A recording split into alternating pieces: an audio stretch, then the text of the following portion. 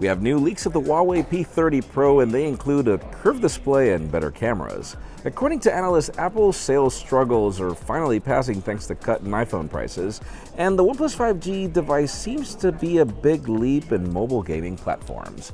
I'm Jaime Rivera, and yes, this is actually not the last day of MWC. It's a pre-recording because I should take a day off, don't you think? This is Pocketnow Daily.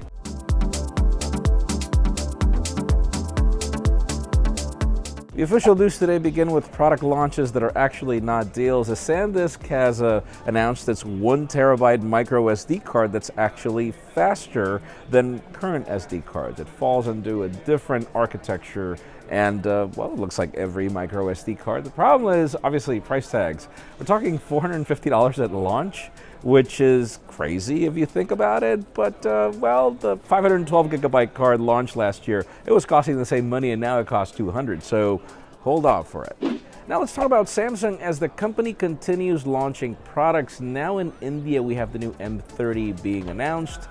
This follows the M line, which actually brings a lot of affordability to a very beautiful design, if you ask me. We've got triple cameras, a 5,000 milliamp hour battery, and if I understood it correctly, it retails for just $210. You can learn more in the description. Now let's talk about the OnePlus 7 or OnePlus 5G or whatever the code is going to be, as 9to5 Google is claiming that they saw a prototype here at MWC.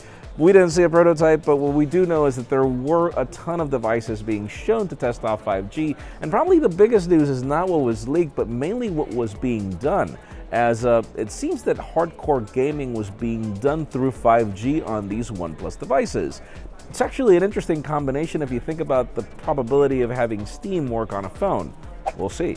Now let's talk about iPhones, as we've got analysts already claiming that sales for iPhones are already back on track. Now the thing about it is, if you thought that the devices that were being sold best were the newer ones, actually that's not the case. It seems that the cut in prices has actually stimulated sale of devices like the iPhone 8 and iPhone 8 Plus, which people still want.